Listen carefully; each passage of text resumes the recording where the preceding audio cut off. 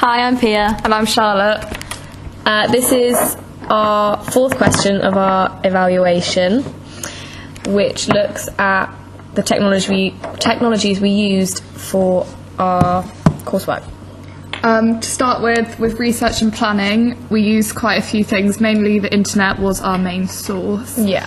The Internet Movie Database was quite helpful. Yeah, definitely. Especially with scripts and characters and synopsis of the films. Yeah, and it had all the main information there. It didn't have anything like Wikipedia we also used, but you had to look through a lot of information to find what you actually wanted. And obviously we used like Google Images and magazines for our articles and posters. And we used YouTube a lot for our clips to look at inspiration for our film. YouTube was quite difficult to use in school because of it's filtered on a lot of computers. Filtered, so it was extra effort to go through, but it is a useful source, so it was worth the extra effort. Yeah, definitely. We also used a lot of different equipment mainly for the filming of our film. So we used a Panasonic handheld camera, which was really useful because we could attach it to the tripod, so we could either get static shots or shaky handheld cam. Yeah, but there was a few issues with the resolution. It wasn't the greatest resolution, and especially as too great. We didn't have any professional lighting or anything, which didn't help. Yeah, but I think we managed to work with what we had. One good thing about the camera was it had, I think, a 75 times optical zoom, which was good. Yeah, it was really useful for the zooms, especially on the part of our film where we zoom into the feet where she looks dead, so that was quite useful. And the fact that it had a flip screen, so you didn't always have to look through it, because there's two of us in our group, we could both see what was happening. Yeah, and you can see the whole composition from the flip screen. Yeah. In terms of pictures, still images for our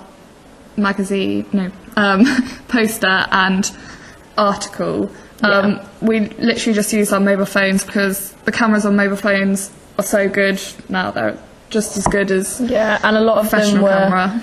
Whilst we were doing things. So our poster image was from when we were making our props, and the article images we staged them a bit more, but it's just convenient to do it on our mobile phones because they're always with us.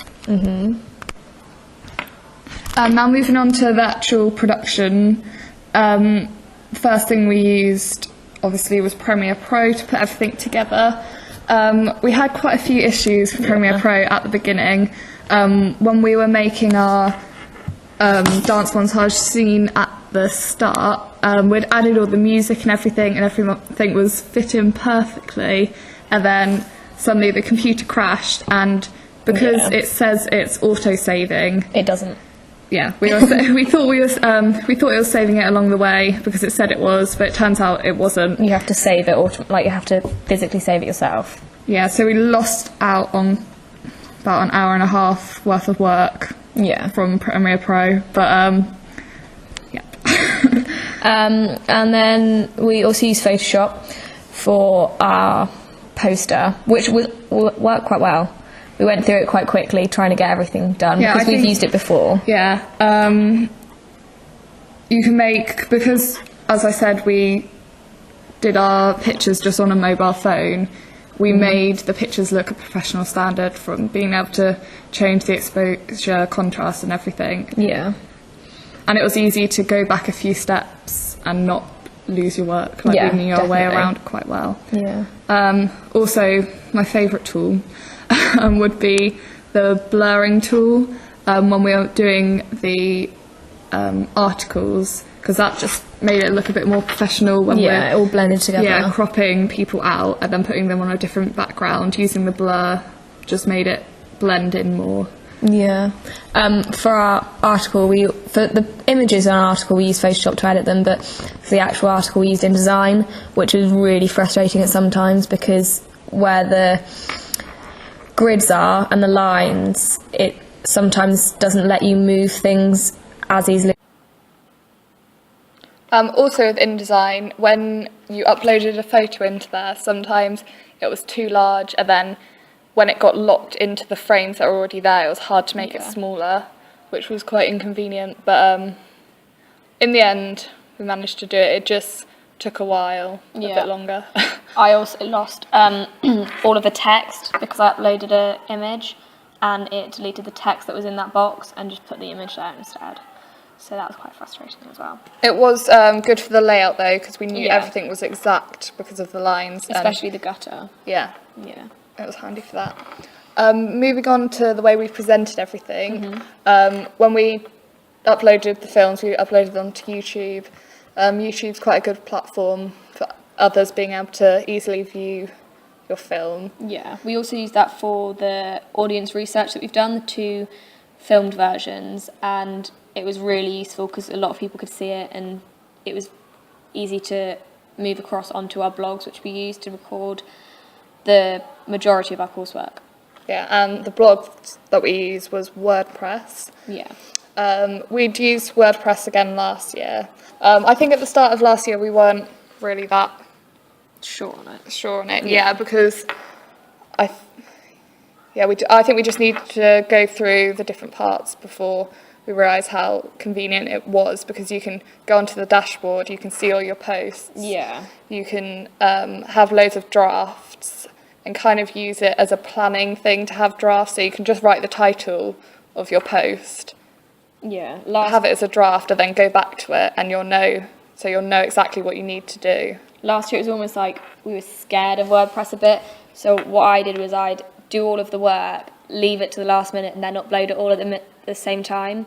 Whereas with this, I actually went through like week by week and made sure I uploaded the posts. Yeah, because it shows the date. Yeah. So, if you're rather doing than the right uploading amount. it in Yeah. big chunks.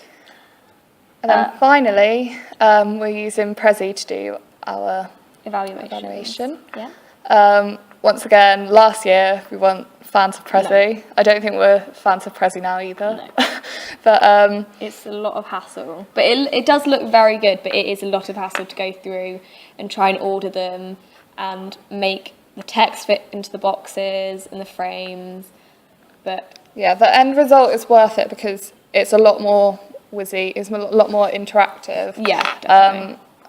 The way it goes to the YouTube, you can insert YouTube clips, which is handy considering we are using YouTube a lot. Yeah. I did have an issue with importing one of my photos and it just wouldn't change size at all, but I think that was just because of the photo, because it didn't happen on any other photo. Yeah. I also learned that with Prezi it's best to not use a theme because the themes make things very complicated.